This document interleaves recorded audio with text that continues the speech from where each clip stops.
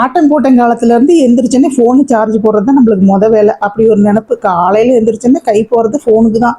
ஃபோனை எடுத்தோன்னே அதை சார்ஜாவது போட்டோமா, அதுவும் இல்லை. ஃபோனை திறந்து பார்த்தா திடீர்னு நம்ம இதில் சப்ஸ்கிரைபர் 5000 வரப்போகுதுன்னு காட்டுது. சரி என்ன பண்ணலாம் அப்படின்னு சொல்லிட்டு மூளையாக உட்காந்து யோசிக்கிறேன். நம்ம மூளையில் எதுவுமே வரல. அதாங்க யோசனை. 18 பட்டி ஆலமரத்துக்கு கீழே கூடிருச்சு. ஆனால் நம்ம மூளைக்கு ஒரு யோசனையும் வரல.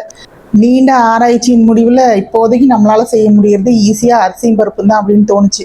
உடனே சமூகம் உர்றா போட்டு வண்டியை அப்படின்னு கிச்சனுக்குள்ளே போய் ஒருபடி அரிசியும் அப்படி பருப்பு எடுத்து தண்ணியில் போட்டுட்டேன். இன்னைக்கு ஒரு பாயாசத்தை போட்டுற வேண்டியது தான். குக்கரை எடுத்து அடுப்பில் வச்சு ஒரு கரண்டி எண்ணெயை ஊற்றி கொஞ்சம் கடுகு, உளுந்து பருப்பு, கடலைப்பருப்பு போட்டுட்டு கொஞ்சம் பெருங்காயம், 2 பச்சை மிளகாயை வெட்டி போட்டு, ஒரு கை சின்ன வெங்காயம் உரிச்சு போட்டு, கொஞ்சம் தக்காளி, ஒரு 4 தக்காளியும் வெட்டி போட்டு நல்லா வதக்கி விட்டுட்டு, அரிசிக்கும் பருப்புக்கும் தேவையான தண்ணி 1க்கு 2ன்னு தண்ணியை வச்சு உப்பு போட்டு மஞ்சள் தூள் போட்டுட்டு கொஞ்சம் மிளகாத்தூள், குழம்பு மிளகாத்தூளை போட்டுட்டேங்க. போட்டு மூடி வச்சுட்டு நல்லா கொதிச்சு வந்தோடனே அரிசியும் பருப்பையும் போட்டுட்டு குக்கர் ஒரு விசில் வரட்டுன்னு மூடி வச்சுட்டு கொஞ்சம் ஜீரகம், தாராளமாக மிளகு, தாராளமாக பூண்டு, இது எல்லாத்தையும் அம்மியில் வச்சு நுணுக்கிட்டு வந்து வச்சுட்டு ஒரு தேங்காயை உடச்சி திருவி வச்சுட்டு கொஞ்சம் கொத்தமல்லி தலையை எடுத்து அரிஞ்சு வச்சுட்டு விசில் அடங்கட்டும் அப்படின்னு பார்த்துக்கிட்டு இருந்த சைடிஷ்க்கு என்ன பண்ணலாம் அப்படின்னு யோசிச்சுக்கிட்டு இருந்தேன். பார்த்தா பக்கத்துலேயே நம்ம உருளைக்கிழங்கு செல்லக்குட்டி.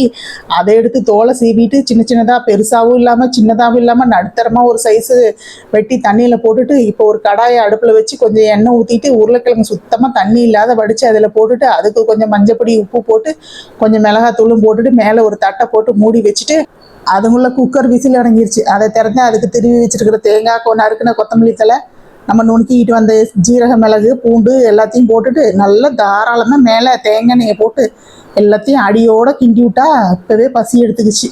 சந்தோஷ் சுப்பிரமணியத்தில் ஜெலிலியா சொல்கிற மாதிரி ஒரு 50 வயசு பாட்டிக்கு எவ்வளவு ப்ராப்ளம். ஹீரோயின் பேர் தப்பாக சொல்லியிருந்தா மன்னிச்சுங்க, அவ்வளோதான் எனக்கு வாயில் வரும்.